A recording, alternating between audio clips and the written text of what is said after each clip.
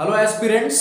आज इस वीडियो में हम बात करेंगे सरबपुरी राजवंश के बारे में, जो आपके सीजीपीएससी या छत्तीसगढ़ में जितने भी गवर्नमेंट एग्जाम होते हैं उनके लिए काफी इंपॉर्टेंट है। और इस वंश से किस तरह से गवर्नमेंट एग्जाम किस फॉर्मेट से क्वेश्चन पूछते हैं वहां पर भी मैं आपको डील कर दूंगा, ताकि आपको फॉर्मेट भी पता चले और आपको इजी भी लगे। ठीक है, चलिए वीडियो को स्टार्ट करते हैं।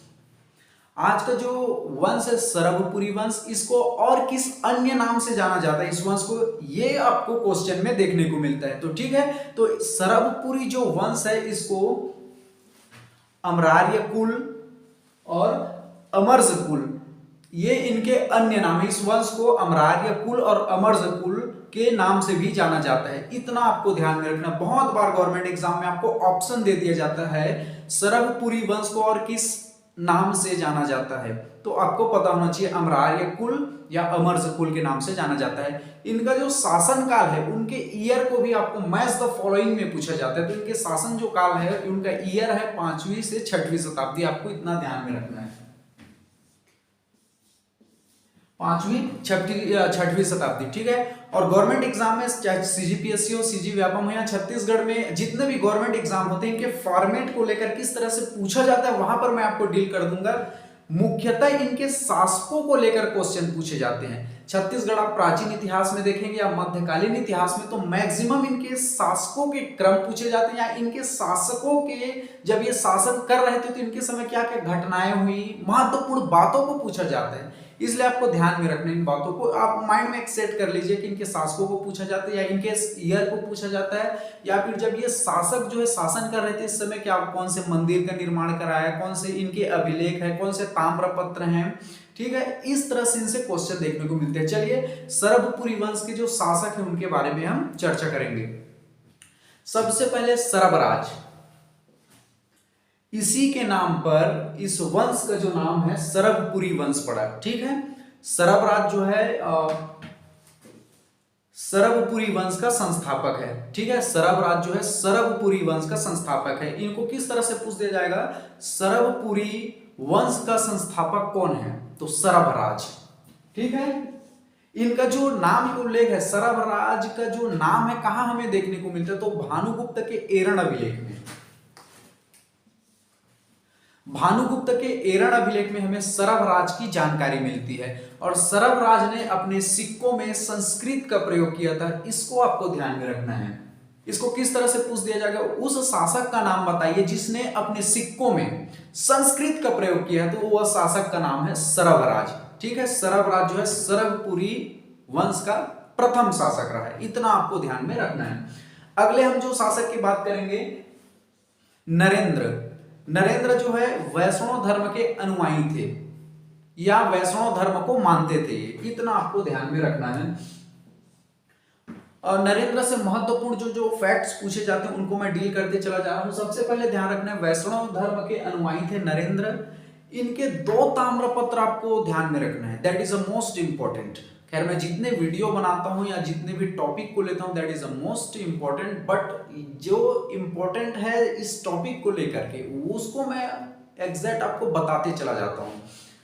इसके ताम्रपत्र हैं, 2 ताम्रपत्र हैं, आपको ध्यान में रखना है।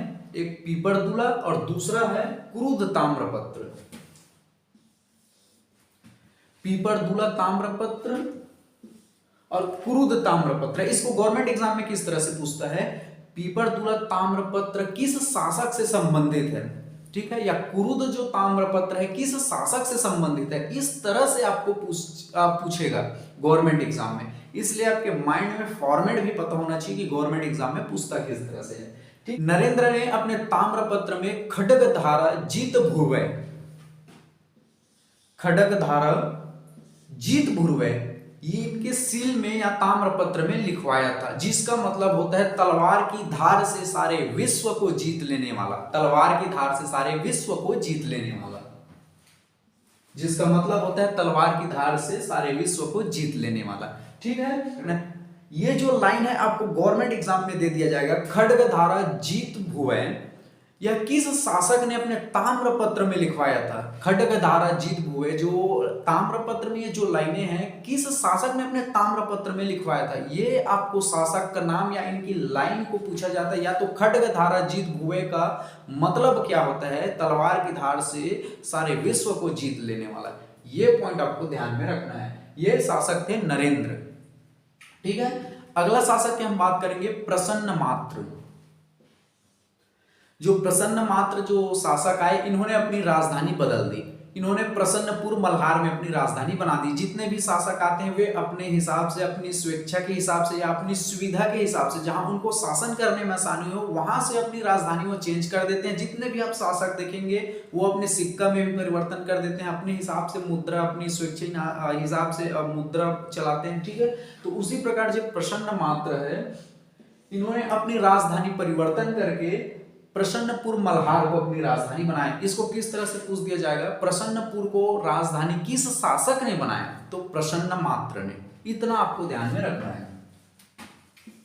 ठीक है, और ये बहुत बार ये पूछा जाता है कि किस शासक ने अपने सिक्कों में गरुड़, शंख और चक्र अंकित किए थे? मैं फिर से बता दूं कि उस शासक का नाम बताइए जिसने अपने जब सिक्के चलवाए तो उस सिक्के में गरुड़, शंख और चक्र इनको अंकित किए थे। उस शासक का नाम था प्रसन्नमात्र।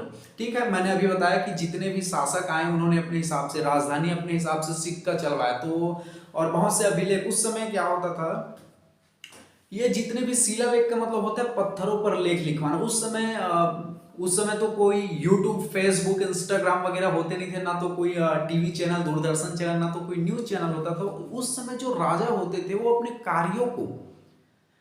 कार्यों को एक तो प्रॉपर अपने दरबार में एक राइटर रखते थे, उनसे कहते थे कि हमारे बारे में हमारी पूरी जीवनी लिखे या आत्मकथा लिखे, ताकि आने वाले भविष्य को, आने वाले इतिहास में हमें जाने।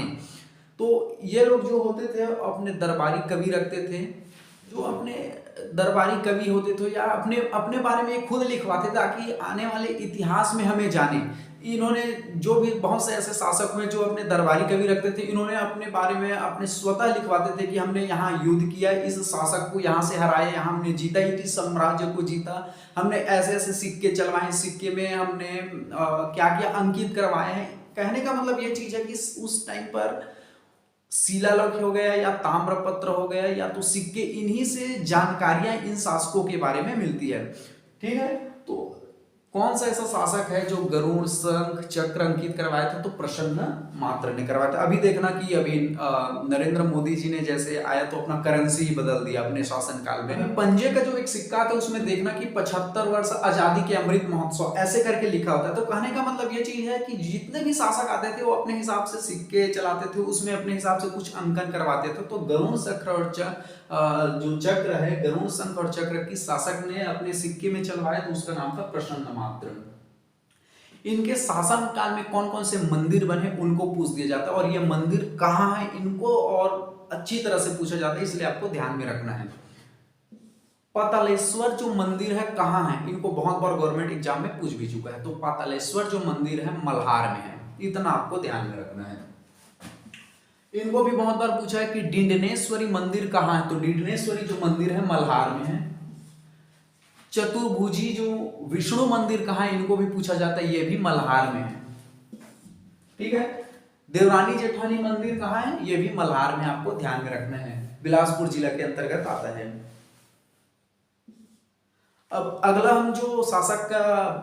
जो हम शासक के बारे में बात करेंगे उसका नाम है जयराज। इसके और अन्य नाम है जैसे मानमात्र या दुर्गराज भी इनको बोलते थे, और इन्हीं के नाम पर, दुर्गराज के नाम पर शिवनाथ नदी के किनारे दुर्ग शहर की स्थापना की थी। इतना आपको ध्यान में रखना है। ठीक है, ये उतना खास इंपॉर्टेंट नहीं है, फिर भी आपको जानकारी के लिए रखना है। दुर्गराज शिवनाथ नदी के तट पर इन्हीं के नाम से दुर्ग नामक नगर की स्थापना की थी। अगला जो शासक है सुदेवराज। सुदेवराज से क्वेश्चन देखने को मिलता है। इसके 8 ताम्रपत्र पाए गए, इनकी संख्या पूछ दिया जाता है कि सुदेवराज की टोटल कितनी ताम्रपत्र पाए गए हैं। तो इनकी जो ताम्रपत्र की संख्या है 8 है। और हिस्ट्री कहीं ना कहीं आपको थोड़ा टफ लग सकता है, कुछ चीजें आपको याद करनी पड़ सकती है, तो थोड़ा मेहनत आपको हिस्ट्री में कहीं ना कहीं करना पड़ेगा। चीजें होती है जिन पर आपको मेहनत तो करना पड़ेगा, बगैर मेहनत के कुछ होता भी नहीं, ठीक है। तो इतना आप ध्यान रखिए कि कुछ चीजें तो यहाँ पॉइंट में मैं इसलिए लिख देता हूँ ये बोर्ड में, ताकि आपको जब देखो तो आपको कम से कम कॉन्सेप्ट क्लियर हो जाए, बातों से भी सुनो तो और कॉन्सेप्ट क्लियर होता चला जाए। तो मेरा लिखने का रीजन यही है, ठीक है। तो हम सुदेवराज के बारे में बात कर रहे हैं। इसके 8 ताम्रपत्र प्राप्त हुए हैं, इनकी संख्या पूछी जाती है। सुदेवराज की कितनी ताम्रपत्र की संख्या कितनी है? सुदेवराज की ताम्रपत्र की संख्या 8 है। इन्होंने इंद्रबल नामक व्यक्ति को सर्वाधिकारता के रूप में नियुक्त किया था, ठीक है। सुदेवराज से 2 पॉइंट आपको ध्यान में रखना है, इनके जो ताम्रपत्र की संख्या 8 है और इन्होंने इंद्रबल को सर्वाधिकारता के रूप में नियुक्त किया था। सुदेवराज ने इंद्रबल नामक व्यक्ति को सर्वाधिकारता के रूप में नियुक्त किया था। बहुत बार ये गवर्नमेंट एग्जाम में पूछ भी चुका है। इस तरह से आपके सरभपुरी वंश के जितने भी इंपॉर्टेंट फैक्ट्स हैं, जितने भी इंपॉर्टेंट टॉपिक हैं, वो आपके क्लियर हो जाते हैं। और सरभपुरी वंश के इतना अगर आप ईमानदारी से कर लेते हो तो इससे बाहर कुछ आएगा भी नहीं, ठीक है। चलिए वीडियो से अलविदा लेते हैं, तब तक के लिए जय हिंद।